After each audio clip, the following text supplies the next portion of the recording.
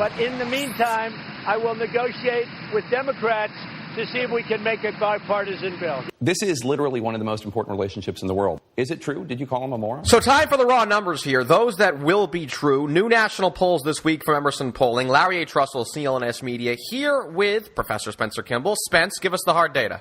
So, Larry, we looked at a lot of different questions in this survey, and I think we'll begin with the president's job performance. Right now, voters have a 44% approval of President Trump's job performance and a 50% disapproval. This is slightly down from his numbers in February when we last asked this question, where he had a 48% approval and a 47% disapproval.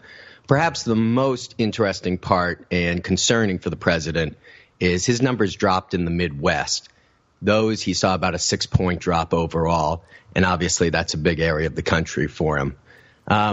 One point I think it's important to realize when we ask about job approval or favorability is to compare him with other like individuals. So we also asked about Democratic Senate Leader Chuck Schumer, and he has a 33% favorable rating and a 43% unfavorable rating. So he has slightly less name recognition as the president, but has still the same problem with his popularity.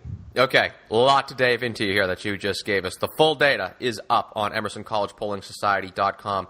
Again, there was just so much to get to. How about this, Spence? What about the question on who do you trust, Trump or mainstream news? So we asked this question last time in February, and we asked it by saying, do you trust, Trump or not? Do you trust the media or not? And 49% of people said they trusted Trump. 39% of people said they trusted the media. This time we asked the question by a head-to-head and said, do you trust Trump or the media? And this was a statistical dead heat. 51% reported trusting the media, 49% reported trusting Trump. So country is very split on who to believe at this point. Big feature on Trump's Secretary of State, Rex Tillerson, in the New Yorker this weekend, which quoted many scholars and American internationalists. Shifting gears, with that as the transition, the president himself just gave a big address on American foreign policy the past week. What are the people saying as it pertains to the safety of the republic? Well, the biggest threat people are finding is North Korea. 44% of respondents said that North Korea was our biggest threat. And it kind of goes hand in hand with the campaign or the popularity of Kim Jong-un in America as well. 2% of people have a favorable opinion. 92% of people have an unfavorable opinion of the North Korean dictator. Compare that with Russian President Vladimir Putin. 11% of people have a favorable opinion. 73% have an unfavorable.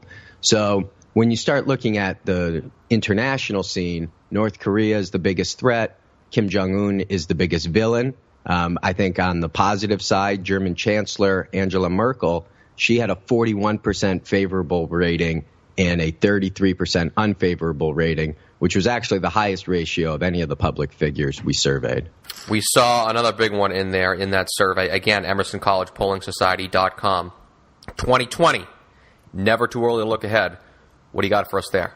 Well, that's for sure. We already have people up in Iowa and New Hampshire campaigning. So 2020 is on the radar. And what a lot of states are doing right now are trying to pass legislation, or at least discussing legislation, that would require all presidential candidates, if they wanted to be on the ballot in their state, to have to disclose their tax returns.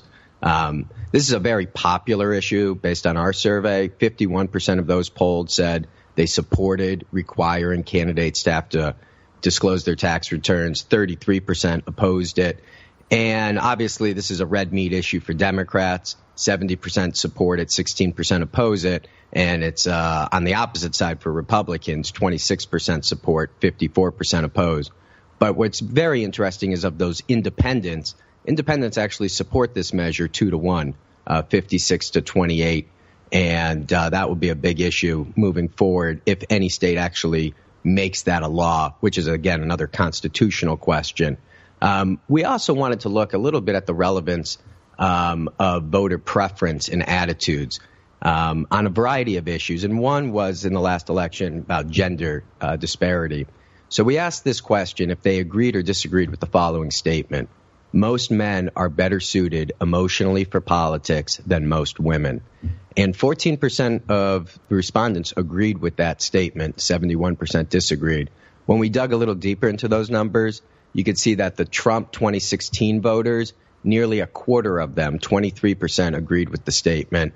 Compare that with Clinton voters from 2016, they're only about 6% agreed with that statement.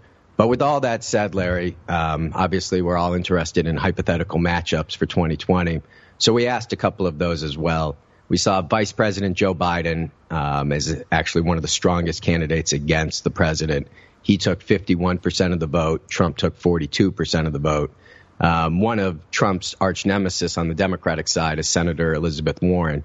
So we matched those two up, and they're actually tied at 44% each. And then there's the outside businessman, Mark Cuban, who's been throwing jabs at the president and doing a lot of interviews.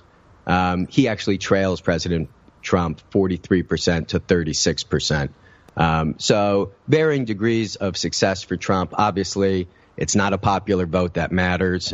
Everybody learned that again in 2016. But in those hypothetical matchups, you can see Biden generally as the favorite at this point. Emerson College's Professor Spencer Kimball back next week with the start of Emerson Polling's final 3 weeks of 2017 election polls with the Boston mayoral race, followed by the gubernatorial bouts in Jersey and Virginia. Stay up to date by following Emerson Polling on Twitter at Emerson Polling. And, of course, subscribe to Emerson College Polling Weekly on iTunes, Stitcher, and the CLNS Media Network mobile app.